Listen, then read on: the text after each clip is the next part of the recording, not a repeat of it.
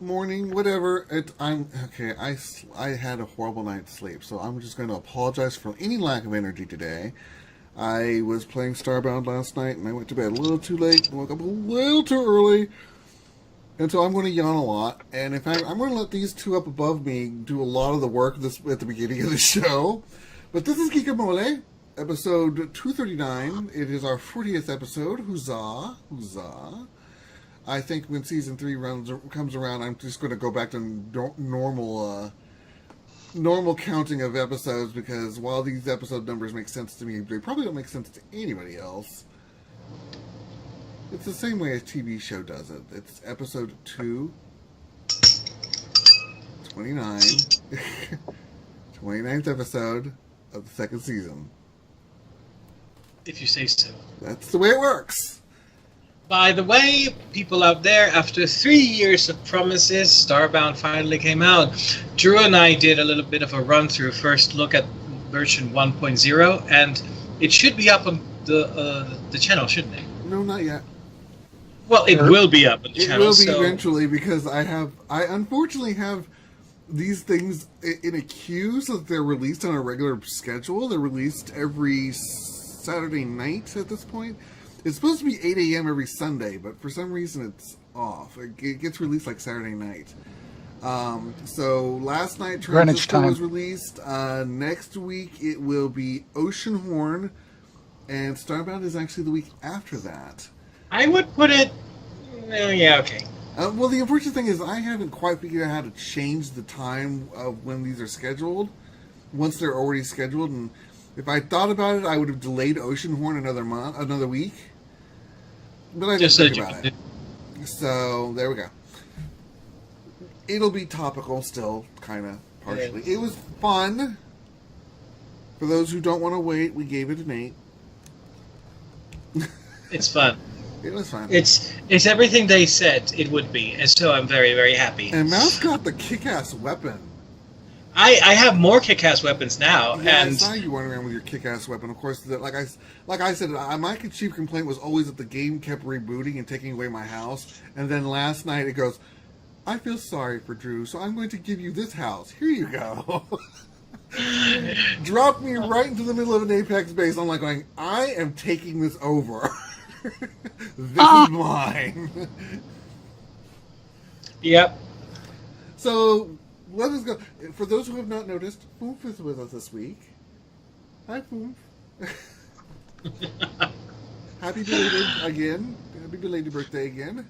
That was last week. That's why I said belated. Extremely belated. Also, you sent me a greeting on the day, so you don't. That is not a necessary greeting. I'm greeting you on behalf of our fans. All 5 of them. All 5 of them. All 5 of us. Yes. Yes. All 5 of us. It's all. See, that's the secret. It's just the co-hosts who watch the show. And the sad thing is, not even they watch the show, because there are times with the co-hosts. Mouse, what are you looking at? Are you fondling your rat? He's fondling his. He's fondling his. He's groping his ratty. Okay, so for those of you who don't know, I had 2 rats, and one of them died, and they had been together since they were little. They were brothers, and so the last one remaining has become very, very affectionate, liking his brother. He's codependent. So he's kind of codependent, so he presses up to the cage and just stares at me, so that's the signal that he wants me to pet him, so I'm petting him right now. Okay, well, you're yes, if you were actually you're actually his brother, you would be biting him instead. Yeah, pretty much. All right, so let's go ahead and bust this puppy out. Like I said, these two are going to be talking for most of the beginning. So first up is Foomf. Hi. So I have a bunch of stuff on MMOs. MMOs being massively multiplayer online, which is redundant as hell, because you can't get massively without the online. LAN parties. LAN parties don't get massive. You can really big LAN parties. Those don't happen anymore. LARPs. Well, LARPs aren't online.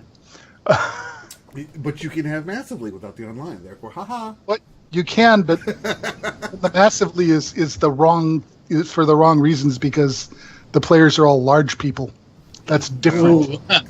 Massive tonnage. What can we say? And this is not a slander as a large person myself. Okay, Oh, Star believe me, Wars. I'm way overweight myself, so let's just. Star Wars, the Old Republic. I have been playing this game for a long time, and not playing this game for a long time after that because there are barriers to interest and to getting past certain stuff that just don't work for my selected characters. And you know, there's only so much you want to do before you have real life come in. Well, they've had 2 expansions. Well, one expansion, what's the name of that thing? The first expansion, Knights of the Fallen Empire, and then now they're working on Knights of the Eternal Throne, which is coming out in the fall.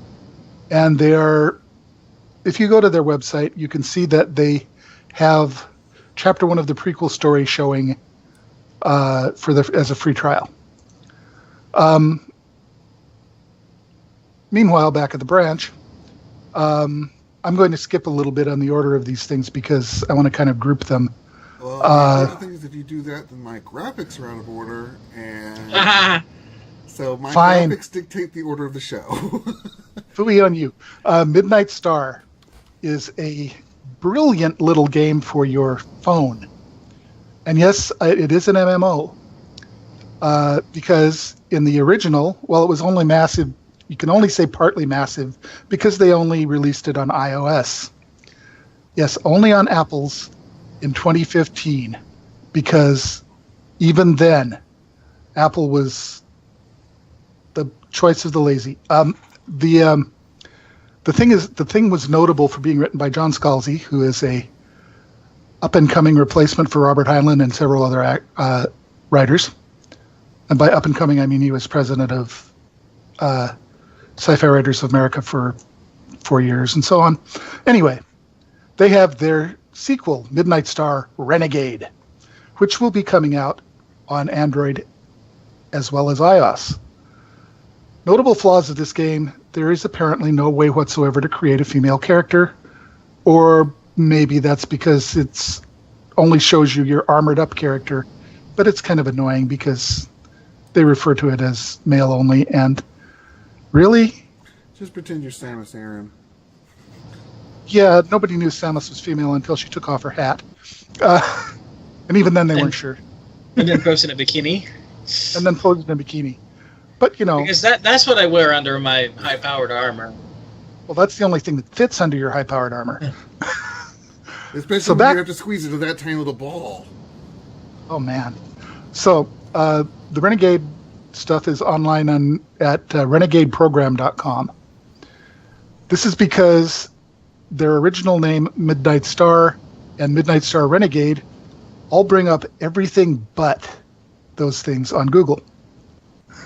I have to look now. I'm glad you were calling it Midnight Star, because I'm going, is this game called Renegade? What the hell is this game called? It's called Renegade now, because stupid.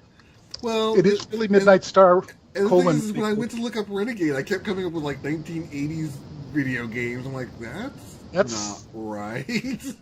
Their marketing is just as smart as it was in the beginning. Oh, good, excellent, okay. Okay, the third thing on my list for before I give over to Mouse is that Das Tal, which is... No, not Das Tal. No, that's not the next one on the list. It's Ghost in the Shell. Ghost in the Shell gets... that's way at the bottom of my list here somewhere. That's the bottom of your list. It's unfortunately not the bottom of my list. Okay, Ghost in the Shell Standalone Complex First Assault Online. That's the name of the game. That's a very long title. It's a very long title. We refer to it as GITS. Is beginning their open test on Steam on July 28th. Be prepared. Look it up. It's under Ghost in the Shell Online on Steam. All right. Next up, Mouse. Pokemon? We talked about Pokemon Go last week, but there's more, apparently. Well, there was an interesting talk. Polygon contacted law professor Sean G. Jameson at the Concord Law School. Okay, I'm good. Law Starting. School? Law School. at the law school at Kaplan University. So they were talking about the potential legal ramifications that certain issues with Pokemon Go players might carry, such as, for example, what happens. What if there are any attenuating circumstances during, for example, a trainer accidentally trespassing on someone else's property? They brought up, for example, an instance of to what degree a developer might be liable for the actions of the players. None. Well, we're going to get to that. So in court, the intention behind the trespassing is taken into consideration during the sentencing.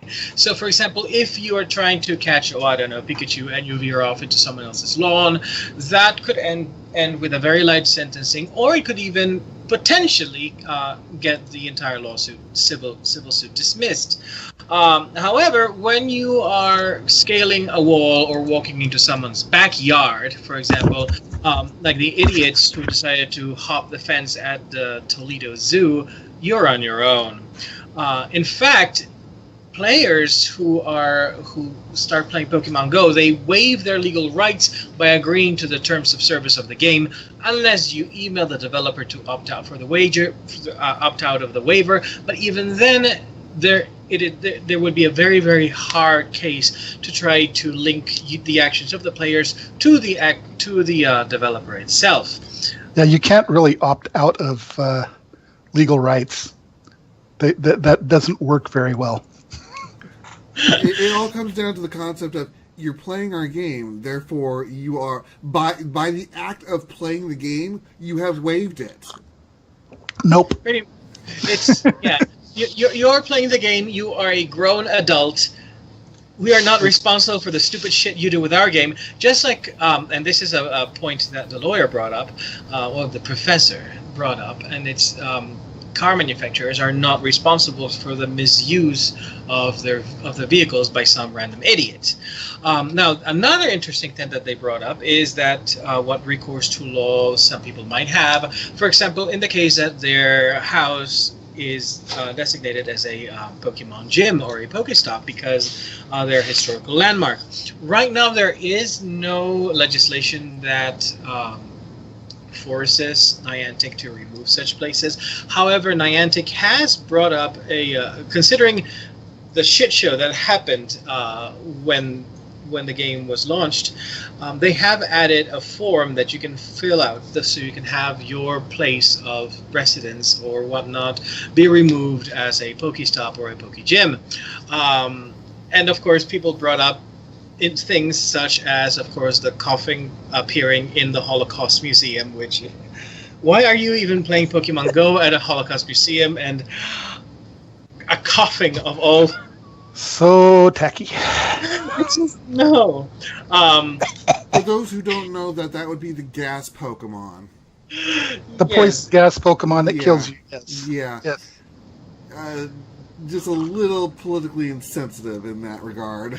And yet so karmically correct. It's yeah. If I could come up with funny and inappropriate scenarios of what could go wrong with Pokemon Go, I would definitely have to go with a coughing at the Holocaust Museum and one of the Ghastlies at a funeral home, for example, which I believe had happened already. How about Jinx at a Black History Museum? Oh God. Oh. That actually has happened. That would be... There you go. Yeah. I've given you worse. Yeah, that would definitely be worse. However, so Jameson actually said that the game as itself is exploring new legal territory. So there might be some interesting developments happening from lawsuits, whatever lawsuit comes up. As of this moment, there have not actually been any players being sent to court from the use of Pokemon Go, outside of, the idiots who jumped into the zoo. Of course, Niantic is not liable for people who walk off cliffs looking for Pokemon. That is entirely natural selection. I'm going to point out the game tells you, look up from your damn phone now and then. It says that when the thing starts. It should, in theory, also notice that you're looking at something that goes way off the hell off focus and say, blink red and say, "Look where you're standing." Are you perhaps in treacherous terrain? I don't really understand people who walk around looking at their phones to catch Pokemon, because you only need to look at it to check. First of all, the phone vibrates when a Pokemon appears, right? Yeah. And if you're doing the distance tracker, all you need to do is you start walking one direction, wait for a little bit, and take a look and see if the Pokemon actually moved down the line or not. And that way you can adjust your current. You don't have to be looking at the goddamn thing every single moment. It's like I said, the first time I went outside playing, and mind you, this was when the servers were glitchy. I had the damn phone in my pocket. I walked, it vibrated. I took the phone out, captured a Weedle, put the phone back in my pocket. Yep. I don't need to stare at it. I know. Go ahead. Speaking of inappropriate, I did mention to Mouse about this, but I have a friend who captured a Weedle in a urinal. Yes, it is a Weedle. And we wonder why Pokemon will spawn in a urinal at all anywhere. Well, if it's there is definitely room for them to do a little bit of intelligence. Well, I think the problem, in their photograph mapping. Then we would be robbed of these golden moments. I think the problem is that Golden, GPS is not going to get it. Is not going to get it specific enough to go. You were in the bathroom, by the way. No, it parses the picture in order to stick the Pokemon in it. Yeah, no, it does that, but it doesn't know what I'm looking at. Maybe it should. Yeah, because I mean, like I said, I have caught them at work. It doesn't know if I'm looking at the carpet, if I'm looking at my desk, if I'm looking at my computer screen. It doesn't know. It doesn't care. It knows that it's, quote, in front of me. Yes. And in fact, but like I said, the Weedle shouldn't be spawning in the urinal. It might, maybe on top of it at the handle, but not in the urinal. That's just gross. I had a bell. I've seen the Eradicate that appears on top of the cat's head.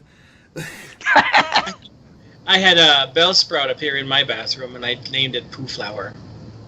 It was right on top of the toilet. I don't know. I don't think they need to improve that. It just creates too much unintentional comedy to let it go. All right, let's move on, shall we? Is it my turn again? Wildstar. Wildstar is... I have a sad thing about Wildstar. It's an NCSoft game. NCSoft is no longer gets any of my money anyhow because they're dicks. Yeah. Yes, thank you. And because they kill City of fucking Heroes. They're short-sighted and they can't get over themselves to operate in the greater world environment. So they somehow have not they haven't yet managed to kill Wildstar, although it's coming on the they're getting there. It's coming on the time when they often do that. So they've been adding expansions for some time now. And what I'm going to point out right now, they have a PvP battle chase event that they're running. Let's see what dates that's going to be. I think it's either started or will be starting soon. Space chase event. Have to click twice. Oh gosh. Battle chase runs from July 22nd until August 1st. So now, and if you play Wildstar, or if you want to download it and play it, you can do these things. But the thing that I found most interesting when looking at this was all of the pay for that they've added, which is why NCSoft is still running them, I suppose. That's their free-to-play model.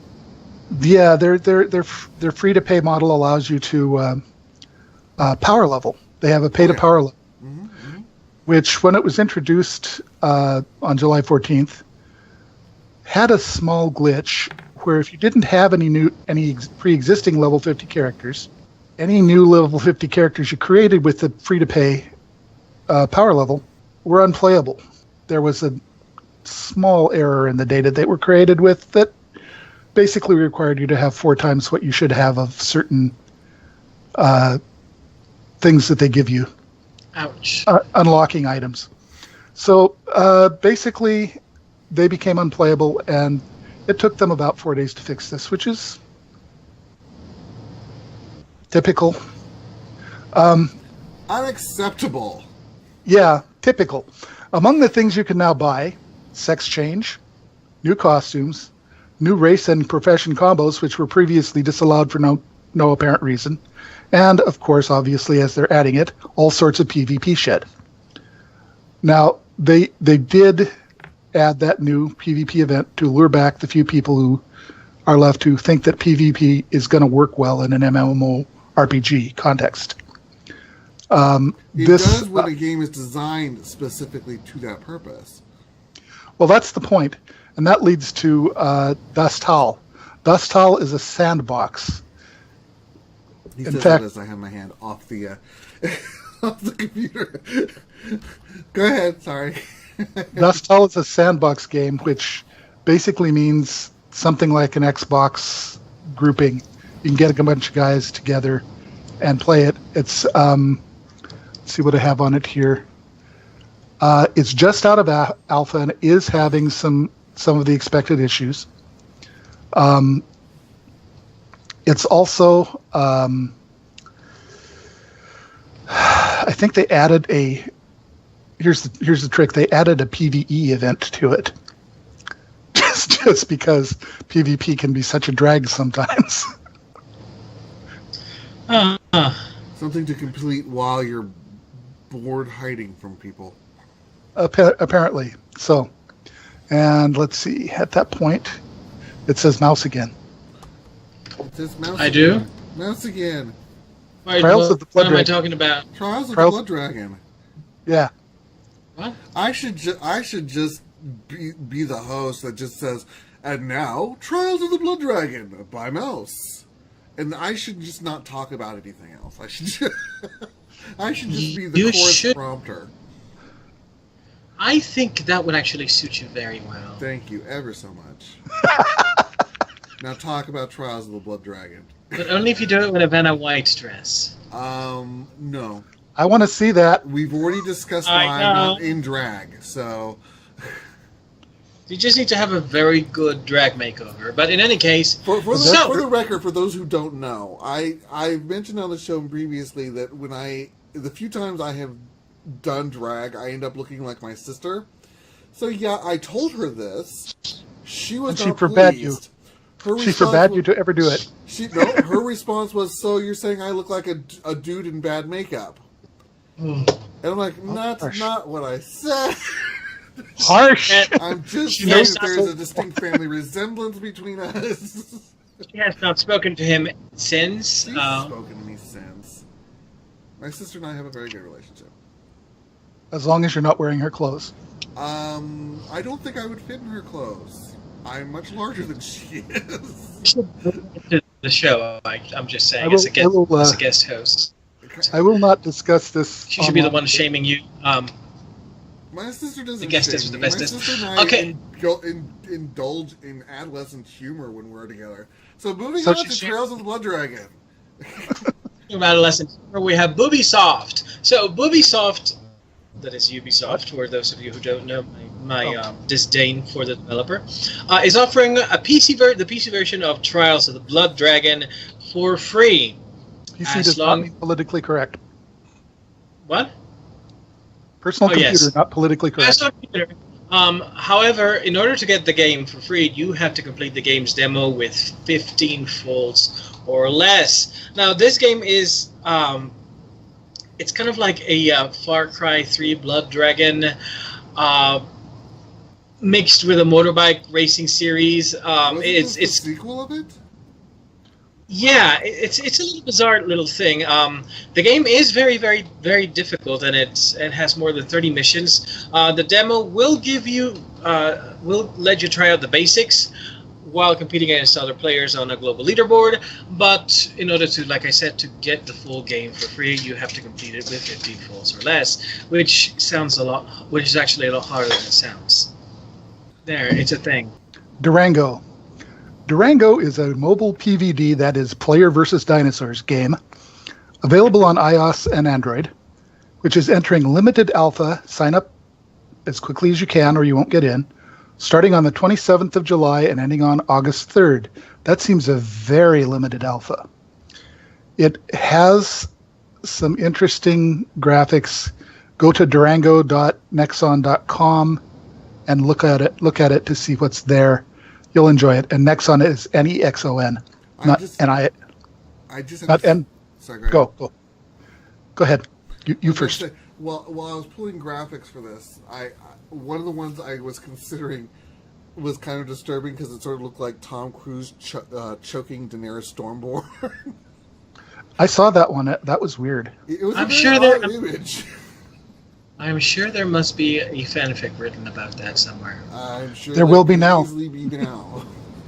Probably in LitterOtter.com. And the resulting dragon poop that would be Tom Cruise. Guns of Icarus is the next one. Guns of Icarus, actually, I may have crossed my streams here. Guns of Icarus is apparently the only cooperative airship flying game where you have 2 or more people flying an airship. And they default to PvP, so I may have crossed the streams with them and Dastal. But Dastal is a PvP sandbox. It is. Yeah, but I don't remember that. I saw this that Guns of Icarus is opening a temporary beta PvE system from August 1st through August 8th. A game with airships that require multiple players to properly fly them, which defaults to PvP, is now creating a PvE where even enemy races can cooperate to blow the hell out of the computer-generated enemies. Okay. See, the concept of cooperative flying airships is kind of like that stuff in Assassin's Creed, where your guy is on his ship and he's trying to direct the guys on the ship to do stuff to make the ship sail correctly without sinking randomly. So apply that to having other players be the people who are doing the other things, with all of the lag, stubbornness, and dickery that comes with that. Sounds like a lovely time. It sounds like it could be really fun or really psychotic or both. And then you're fighting each other. So always the best times. Guns of Icarus is really an interesting concept, but I think it would almost certainly work better as a LAN game. I'm an outsider looking in. Then we come to my last entry, Atlas Reactor. Now, Atlas Reactor is that game that everybody looks at and goes, wait, that's not the other one. Atlas Reactor is is what happens when you take the Final Fantasy style, Final Fantasy and Shadowrun style preset movement for individuals, where you choose what their tactic is going to be. They just do it. And both sides do their setups, and then they push the button, and it all activates and goes crazy. And then chaos. Yes, chaos ensues, and sometimes what you intended to do works spectacularly, and sometimes you all end up looking like idiots. Which is, in its training mode, you don't look like an idiot, so it's all cool. And I never got past the training mode because the interface had errors, but allegedly they fixed those. Allegedly. I mean, it's been a couple of weeks since I tried it, and they almost have to have, since they're keeping their stuff open for possibly the indefinite future. Basically, it's been going for a month. Their free beta has been going a month. And they said, we're going to keep going until we feel like we can stop, and there's no signs of it stopping. And something that Drew didn't catch in my previous list. Warhammer 40k Eternal Crusade. I'm saying this for Cece, who's allegedly a Warhammer fan. She is a Warhammer fan. She's not here today. We didn't say why she wasn't here today.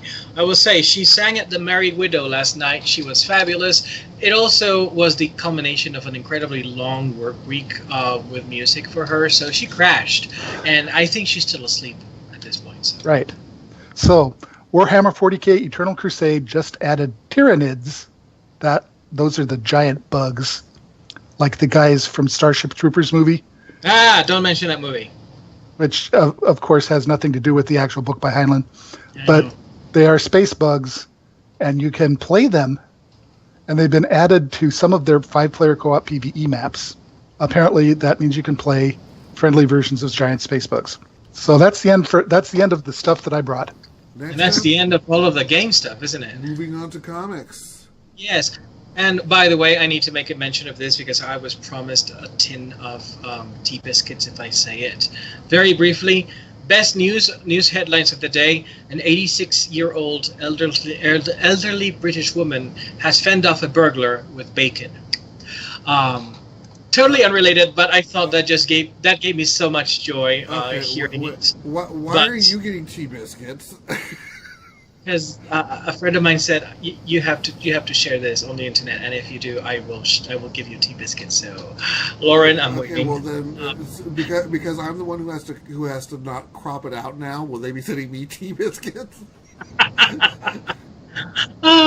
So, moving on to comics. For this feels like the world is upside down right now because DC has actually been doing well, especially with Rebirth, which we mocked a little bit. We called it Afterbirth, but truth be told, apparently Rebirth has exceeded expectations over at DC, and in fact, the sales for the first week of August alone, which are available to companies due to the comic book pre-ordering whatnot, we're not going to that, are nearly as big as the sales numbers for the entire month of April. This is how well Rebirth was received. In fact, Rebirth number 2 is outselling number 1, and they're looking at an even higher numbers for number 3. So good job to DC for finally listening to fans, because Rebirth is kind of like, let's try to go back. Let's do the time warp again. Let's go back to the way, or try to go back to the way we used to be. Incidentally, number 1 is Rebirth. The Rebirth number 1 series are in additional printings. And they're in additional printings as well. And of course, DC has enjoyed a bit of a boost in their sales thanks to their TV lineup, but Rebirth has kind of taken that through the roof. So good job, DC. Learn the lesson. Look at what apply it to your movies. Yeah, look at the choices you have made. We're going to talk about it later, but look at the choices you have made. Look at the effect. Remember that. Moving on to kind of bizarre news.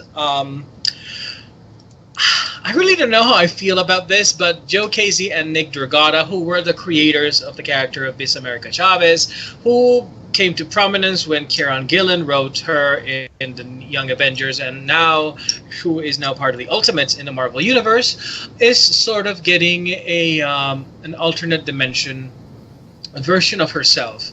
The creators have taken the concept and they have turned it into a quote all new creator-owned character named America Vasquez, who will star in All America Comics with an X, which will happen in 2017 for Image Comics. Notice that they say in the credits of that on the webpage that it's All American Comics.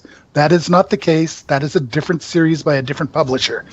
This is All America, as in America Vasquez. Honestly, I don't know how I feel about this. America Chavez is one of my favorite characters, but not when the creators were actually writing her. She became an awesome character when Kieran Gillen kind of took away some of the skanky, creepy old... Okay, creepy... I'm going to come out and say this. Joe Casey and Nick Dragotta are dirty old men, or at least one of them is, because one of the points that they really drove about the character as an important point is that she does not wear underwear. When Kieran Gillen got a hold of her, and she had this horrible stripperella outfit going on first. But when Kieran... yeah. So when Kieran Gillen got her, she got the makeover. She got a much cooler thing going on. So I don't know. From the cover, it looks like they're trying to keep on with a Kieran Gillen vibe. We'll see in 2017 how good it is. But What's this? Huh? Oh, I knocked something to the floor. Oh, cool. I thought you said big tits, and I went, what? I said, what is this?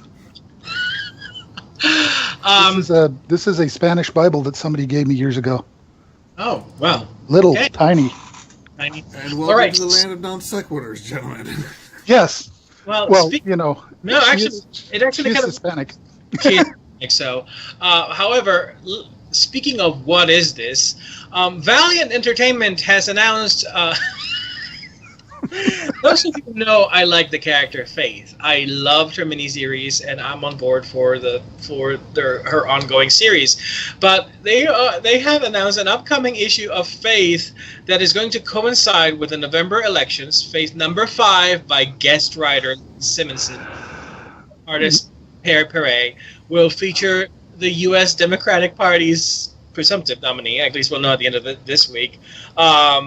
Hillary Clinton in a quote, history-making 48-page election special. Oh my God, I just noticed that. Okay. Run! Go to the Newsarama page where this is shown, and you will see Faith, who is a large woman, standing behind Hillary, and they have the same expression and the same chin. It is kind of unsettling, and that I am going with that is not really Faith. A Kree from the Marvel Universe came in and replaced her. No, that would be a Skrull. Skrull, whatever. Whatever political affiliation you have to admit that in the entire history of comics, there has never been a good comic that features a real life politician, and that includes Spider-Man beats Barack Obama. I am sorry. It also includes Captain America punching Hitler. Yeah, it also includes Captain America punching Hitler. Even though the cover is awesome, the story inside it is so, really, Valiant, you're doing so well. Why do you do this? We don't They need... They do it for the same reason. Let me just say this to the political parties out there. Stay out of our shit. Yeah, Stop appealing to us that way. You're failing.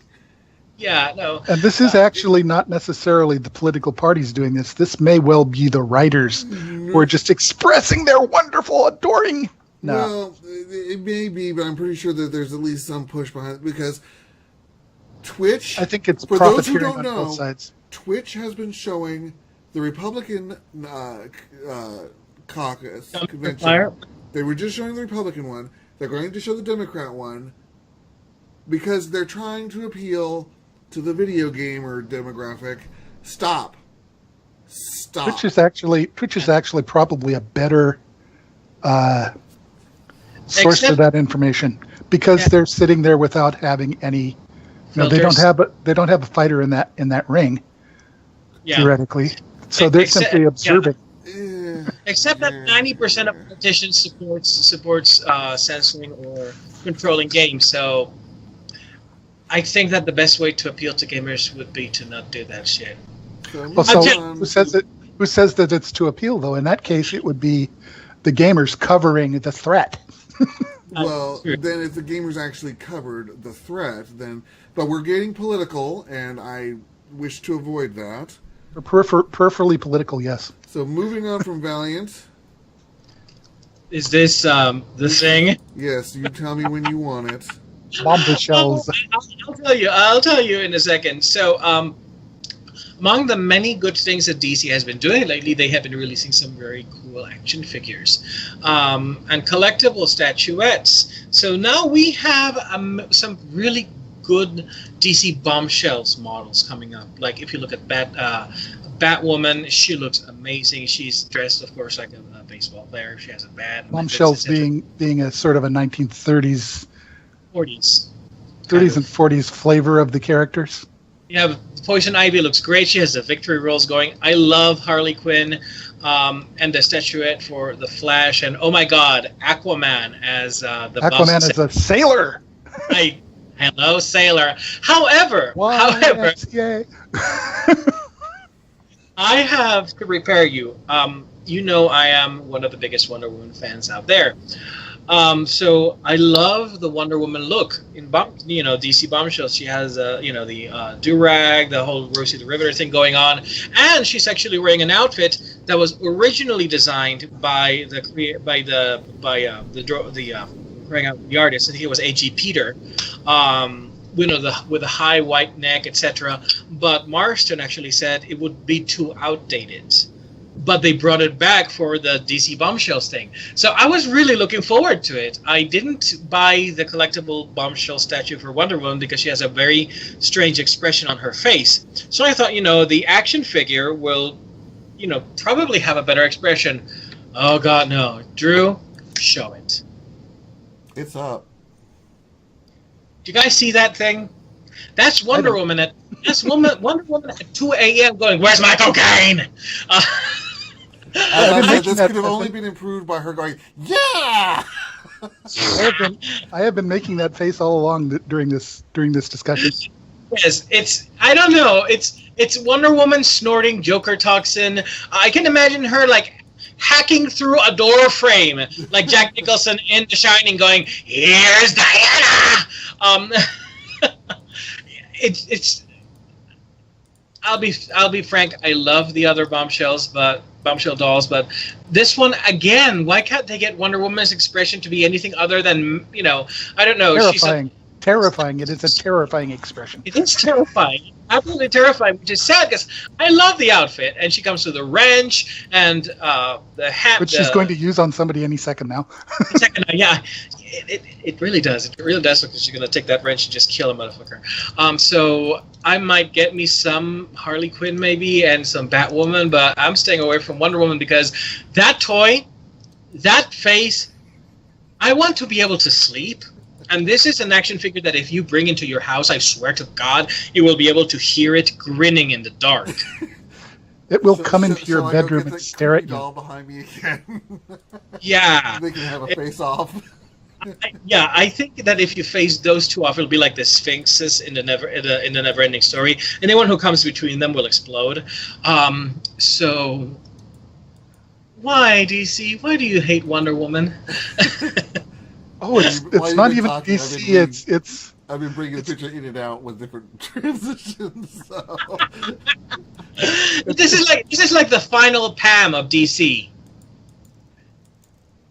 Forgive me, God, forgive me. Forgive me, Themyscira, forgive me. So, husband. Don't cry for me, Themyscira. So that's what I have to say. The bombshells, they look great, except for Wonder Woman. Maybe you can do a resculpt and take some of that cocaine out of her hands. Give her more of a Mona Lisa rather than a Joker. Yeah, I think that's a good way of saying that. Yeah. You're up, Drew. You're up, Drew. Okay. So, Star Trek. We know a new show is coming to CBS in 2017, and we finally have a title for it. That is Discovery. I just didn't get the actual Discovery logo, but it looks kind of like that. It says Discovery beneath Star Trek.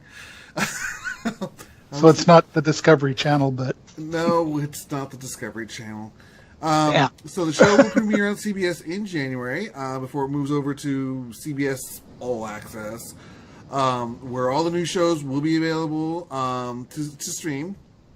I guess showrunner Brian Fuller is teasing that Star Trek Discovery will, quote, stretch the limit of Star Trek by not having to worry about network standards. So we can expect much more nipple and belly button. Yeah, the only thing they said is they didn't imagine a lot of cussing. So, sure, great, nipple and belly buttons, yeah. Apparently, they did show during. This is why Paramount needs to have that IP taken away from them. They did show a trailer, sort of a trailer with the new ship, the Discovery, NCC 1301. So people have already started theorizing that it takes place around or slightly before the original series. I'm just going to say that I and several others who are like me saw the ship and thought, wow, why does that look like a Federation Romulan hybrid? Original No way. That's its original series. 1301, and this is a theory because people say if you start with, if the Enterprise was 1701 and later ships were 5 digits, then 1301 would be slightly before or in the same time frame as the original series. So between Enterprise and the original series. Yes, the original series. But apparently, Brian Fuller did say at Comic-Con that the show will take place in the prime timeline of Star Trek, not the rebooted universe. So Vulcan won't be destroyed. Well, if it's in the past, Vulcan would not have been destroyed anyways. Well, but yeah, no, it's going to be in the timeline of the other television series. So there you go.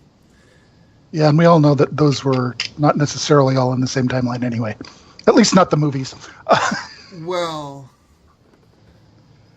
when time travel is involved, but this is going to be the prime timeline. So next up, Mouse.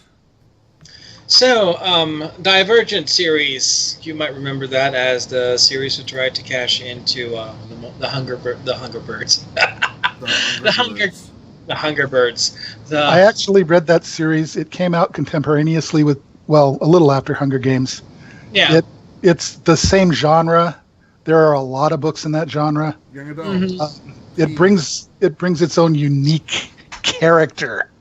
Unfortunately, the movie doesn't.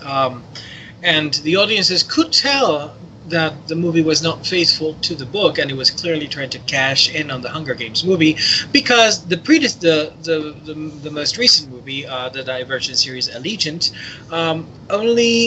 they opened to only $29 million domestically and only managed to pull about $172 million internationally during its run, which is very, very poor. So that was actually a profit of $172 on Hollywood bookkeeping. Yeah, and it was very, very, very, very poor, especially concerning the budget.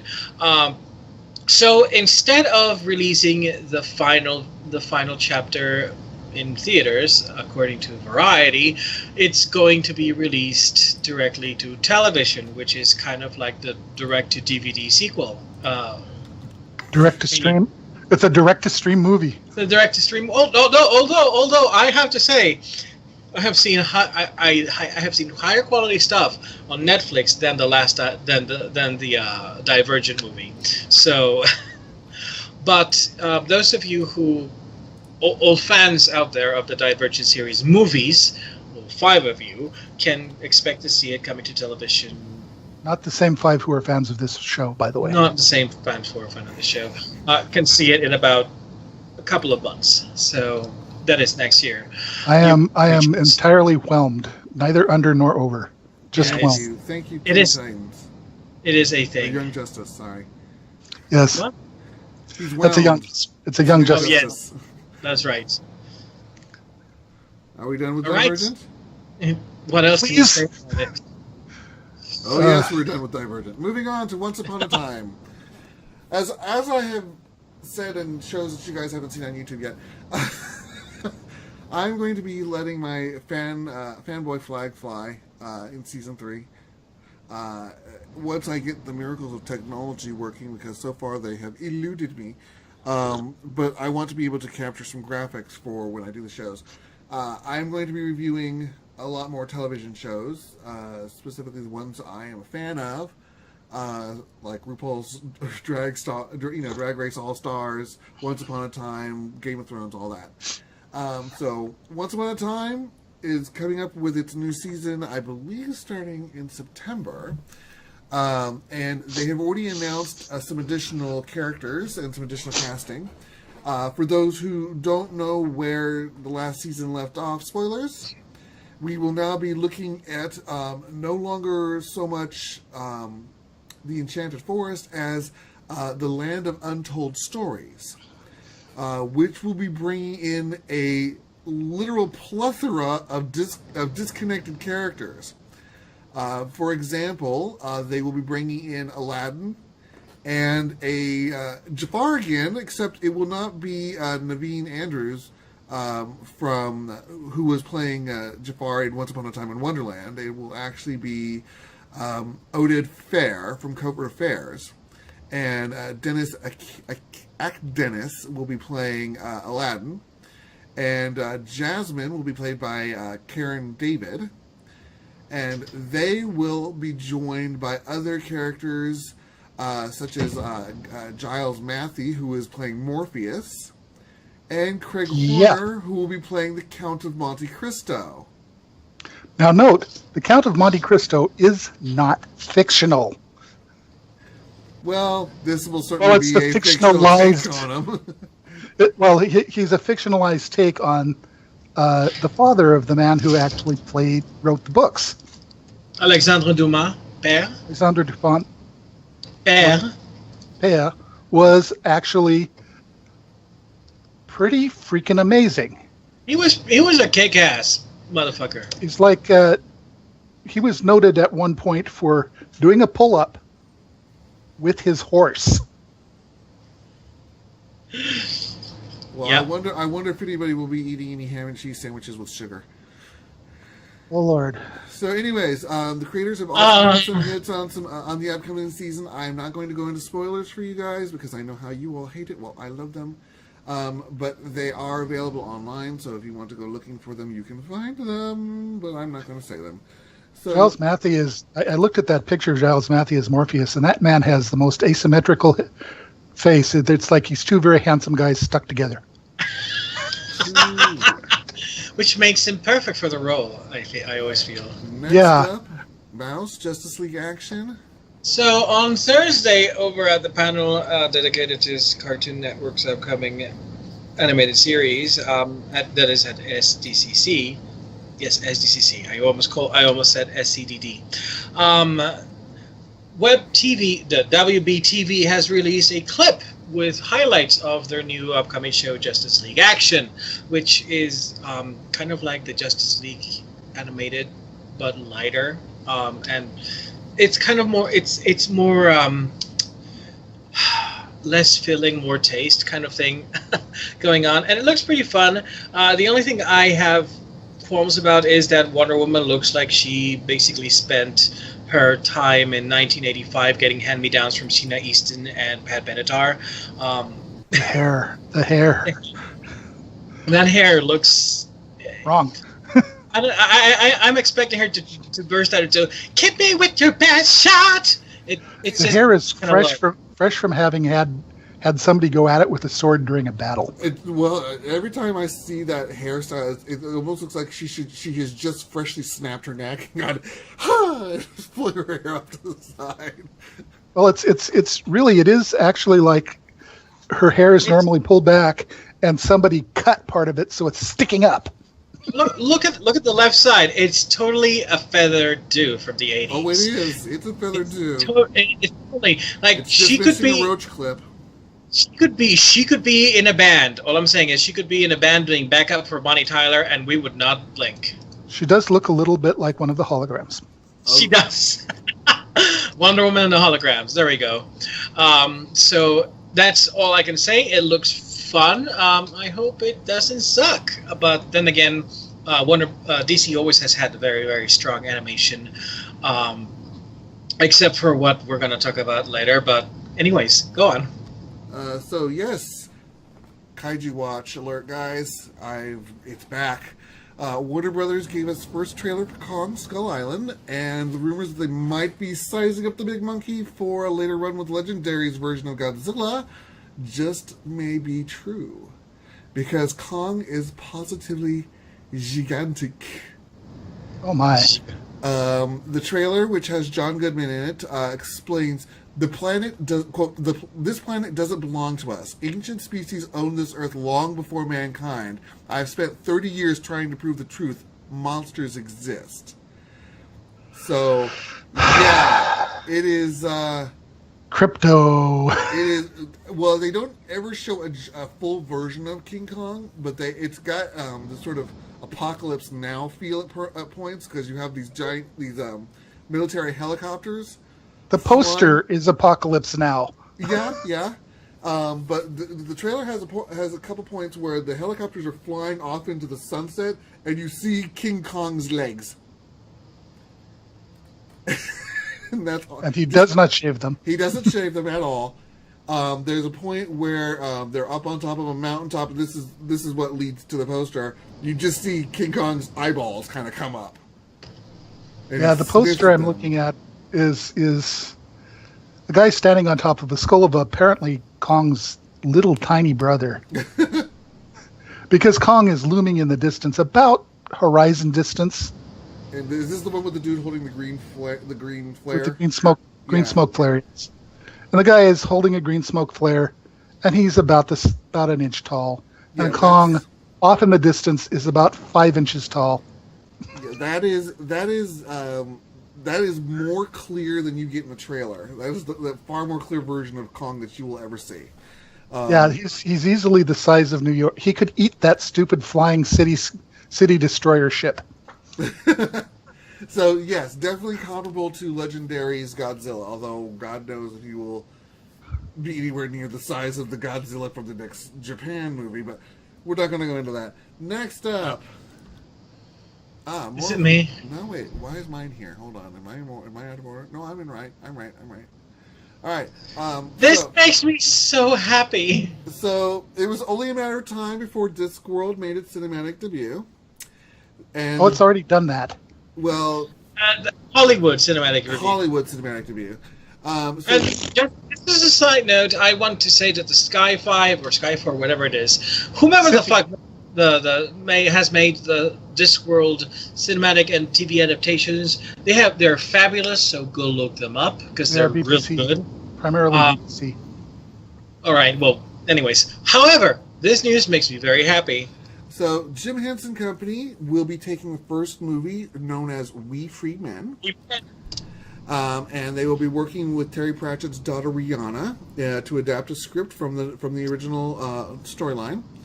There is not yet a release date, but Mouse, as you can tell, is eagerly awaiting the release news.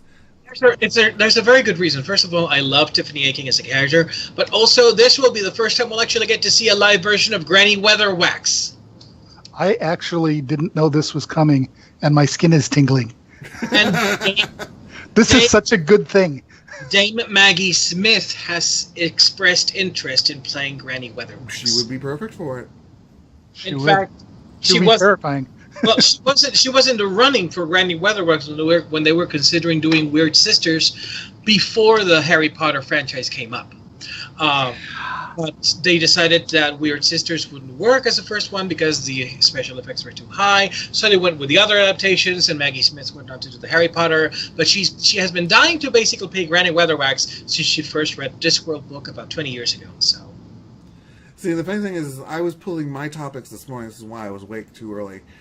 And as soon as I saw this, I'm like, I should give this to Mouse. And then nope, I'm not giving it to Mouse. I'm going to surprise him with it. You didn't surprise me anything. I belong to the Terry Pratchett Discworld newsletter. I knew this was coming. And you didn't say anything about it. Next. What? The last time I related thing, you went, that's not geeky enough. So I just said, okay, whatever. I never said that about this. Justice League Dark, Mouse. Okay, well, we have two confirmations for two upcoming animated DC movies. One of them is Justice League Dark, which will explore the supernatural side of the DC universe. Now, originally, Justice League Dark was meant to be a live-action movie, but that didn't get far. However, one very valuable asset that DC has right now is the fact that Guillermo del Toro was originally attached to the project, and he left a script behind for this movie, which, as I understand it, they're using as a basis for the animated movie. So it's bound to be very interesting. Let us hope they credit him. Well, they already have, so... Well, I mean, on the actual thing, given the way they work. Yeah, well, it'll be very, very hard for them not to do so without getting some serious outrage, because now everybody knows, because the news were broken in comic book resources, which is kind of like DC's sock puppet sort of thing, so it's official. However, the other thing that's interesting is that those of you who saw the Teen Titans movie this year, there was a direct DVD series, and it was actually quite good. It was. You might have seen the end, the post-credit scene, spoiler, which involves Terra flying towards the tower. I always hated that character. We've all seen Miss Bitch flying towards the tower, and the team behind the movie hinted that if the movie sold well enough, they would continue with the Judas Contract. Well, now we have confirmation that the Judas Contract, the animated movie, will come out sometime next year. Which, even though Terra is not my favorite character either, but that was a very, very interesting story, and it's in many ways it's the seminal story for the Teen Titans. It's the story that kind of unfortunately impacted the team for many iterations after. So it's something that you have to do in one way or another if you're doing at least a cinematic or movie or animated version of the Teen Titans as a group. So that's coming out next year, so I'm looking forward to that. All right, next up, Killing Joke. Okay, so we have had some interesting reveals concerning what's going to happen in the Killing Joke. As we both know, this is the first DC animated movie that has earned an R rating. Partially For violence. Yeah, partially because of the things that happen in the Killing Joke, which is a story written by Alan Moore, and it goes into very dark terrain, but also because of a fucking sex scene between Batman and Batgirl on a rooftop. And we do mean that literally. The epithet there was not emphasis; it was descriptive. Apparently, we even get a scene where where Barbara Gordon reaches for Batman and then takes off her clothes and ends up in a brawl. Because unmasking yourself on top of a rooftop in the middle of Gotham is a really good... I don't know. It's a story point. It's a story point, like. My personal opinion... What is going... You're doing such good stuff, DC. I don't really think this was needed. Maybe it's imaginary. No. No. They have changed their relationship between Batman and Batgirl, which to begin with is already creepy enough because he's twice her age when she starts out. But also there's the whole implication that maybe Batgirl only got to be with the Bat team because Batman loves Tanuki. She slept her way to the position, yes. She slept her way to the position, which is not what you want to suggest about Barbara Gordon. And people have been suggesting about Robin all the time, so... No, that's because he was adopted into that position. He was never adopted either. He adopted that position, that's for sure. He was No, Batman was an asshole because he didn't adopt Dick Grayson. He was just a word, but he adopted Tim Drake. Whatever. He was ashamed of his behavior with Dick. He became vengeful that Dick ended up having a better butt than he did. That's why. Yeah. So meanwhile, back at the branch. I'm just glad that they didn't name the other Robins Tom and Harry because Batman running around with every Tom, Dick, and Harry. It's Tim and. Damien. Jason. Yeah. Jason and Damien, yes. He came close, but missed it by that much. But we're running low on time, gentlemen, so let's rush through this, please. Yeah, well, I'm not a fan of this change. It just feels unnecessary, and it just feels like they want to justify the R rating, so, hey, might as well throw in a sex scene. Not that Batman having sex on rooftops is a new thing, because he's done it with Catwoman and Black Canary on rooftops, which just goes to show you that if you go into stay out of Gotham, that place will really fuck up your judgment-making skills. So one caveat here. What? In Bruce Timm's original animated series, and in some of the implications in Batman Beyond, there's the suggestion that yes, at some point, especially in Batman Beyond, yes, at some point Barbara and Bruce had a thing, but it was It was brief. And the implication is in the animated shows. Yes, it is. Which is why they don't have a very good relationship in the Batman Beyond era. Yeah, because he really, he's not somebody You don't you want to have be long-term comfortable. relationships with the Batman. No. No. You have a long-term anything with Batman. All right, moving on. Moving on Wonder to... Woman. So, at SDCC, Yes. I need to make sure I keep those letters right. So, as DCC, we got a reveal, very important reveal of the poster for Wonder Woman, and it looks amazing, but not nearly as amazing as the trailer.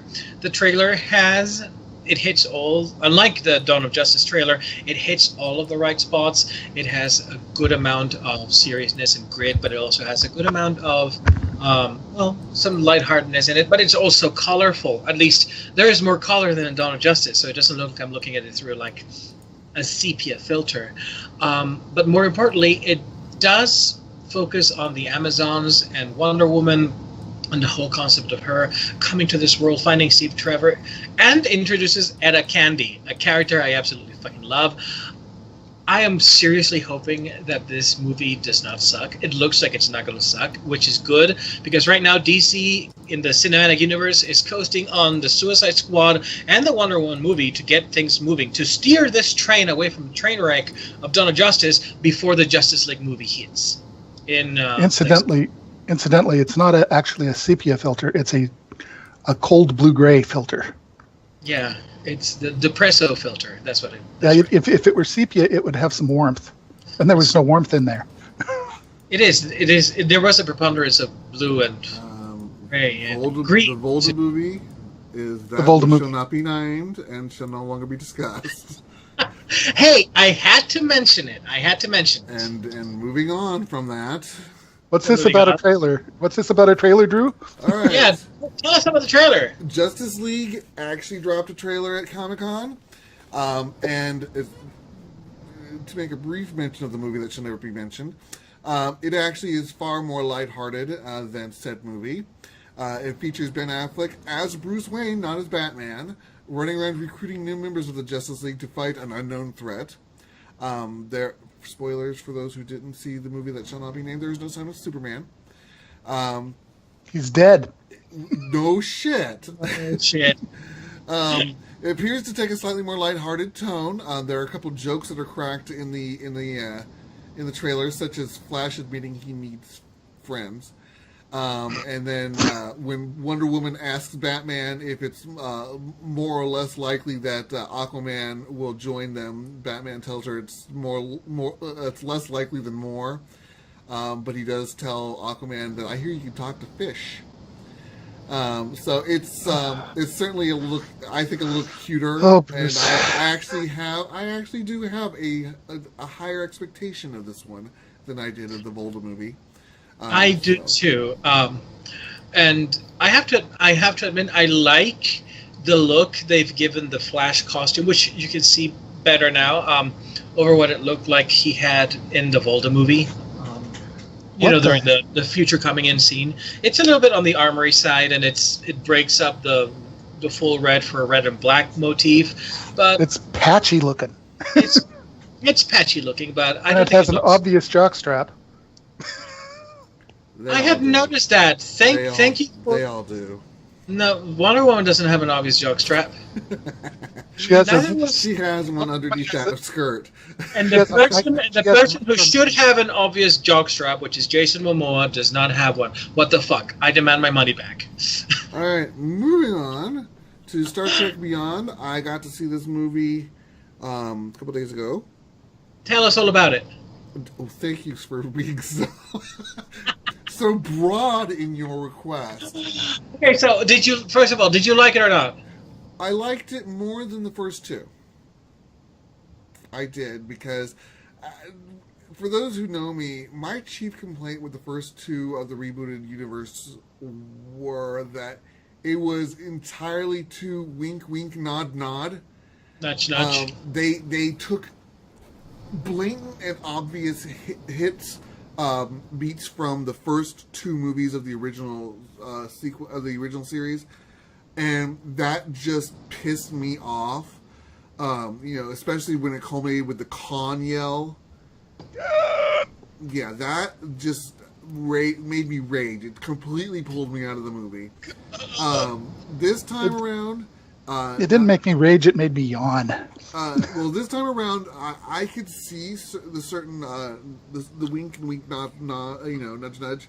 That they weren't so much from the third movie as the fourth movie. So there were a lot of whale symbolisms and a lot of water symbolisms. But it wasn't obvious. It wasn't like, here's a whale! It was... I thought it was much better. Although there were certain scenes that I'm like, how the hell do you pull that off and anyway live?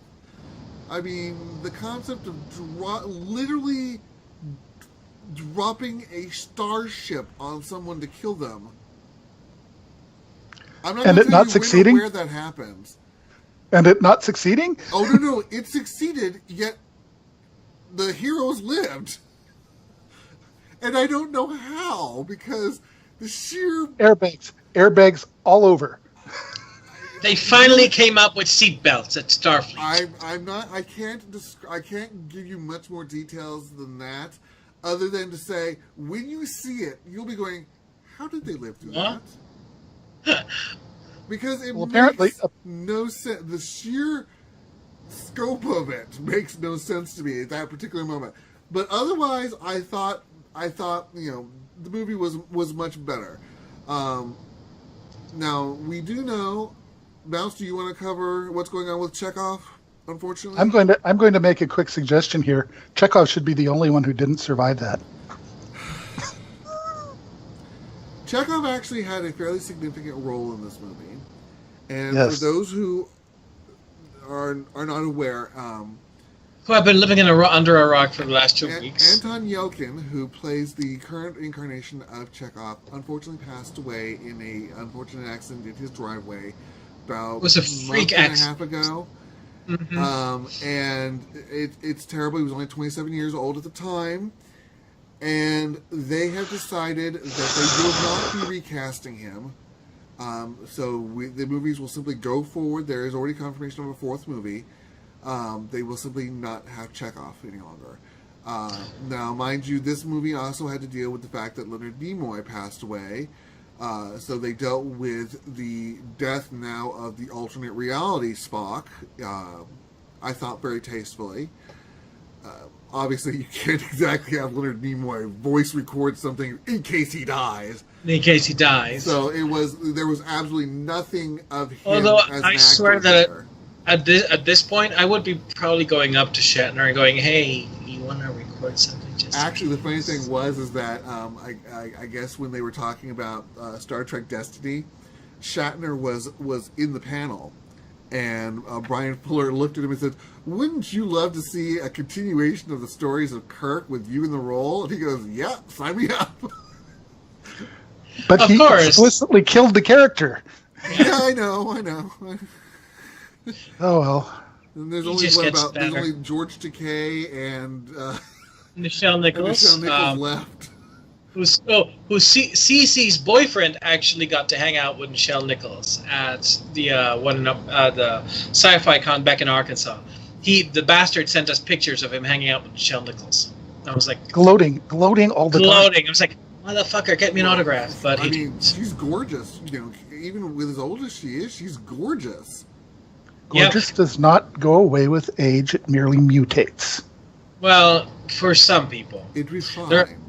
If this is not to be horrible, but if you are of Russian descent, if you're pretty when you're young, that's a different thing entirely. You're gonna turn into Baba Yaga as soon as you hit 40. I'm sorry. Unless you're a guy, in which case you turn into a potato. And we don't want to forget the actual original Chekhov is still alive too. I didn't want to just leave him out there. Yeah, and he's looking good too. But yes, but he's just a much better evil psionicist than he did a Chekhov. Oh, he is definitely a Farscape, probably not Farscape, but a Babylon 5 Psychop. So, the Psychop took over. There is no more Chekhov. No more Chekhov. You got any more So, questions for me, or shall we move on? recommend this movie to Wait. people who are- I just saw something in this thing you linked. This thing I linked?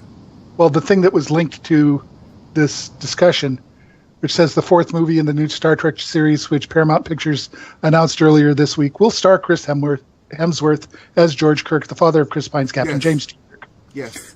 he played the character in the 2009 reboot. Yes. So that has been lifting. Yeah. Hot dad. Yeah, because he was smaller then. Well, He was. that's. I think I forget exactly where I saw this, but they basically said the fourth movie deals with Captain Kirk overcoming something he has been trying to overcome his entire life, and that would be his father. But well, see, the thing is, they actually brought up in this movie. There's maximum lift. They actually brought up in this movie. It takes place. Slight spoilers.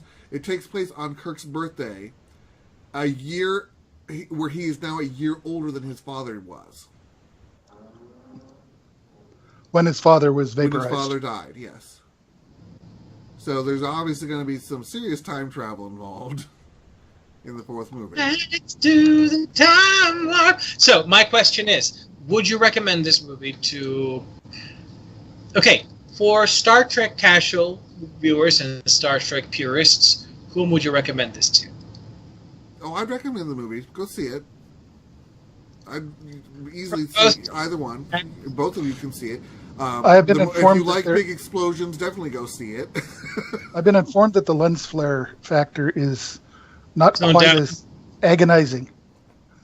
Yes, I was wondering about that. I was surprised that during the first two movies why the crew of the Enterprise didn't just have sunglasses on at the bridge. I got a migraine from watching those, and I seldom get migraines. I sat in the very middle of the theater. Well, in as middle of the theater as I get. I usually sit way at the back, but I didn't have any problem with eyesight. And I'm just saying, if you like explosions, if you are a Michael Bay kind of person, yeah, go see it. Definitely go see it, because there's an ass ton of them.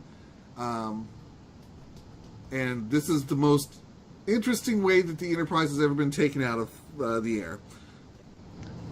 The what, 5 of them that there are there now? Huh? The belly. Have there been like 5 of them so far?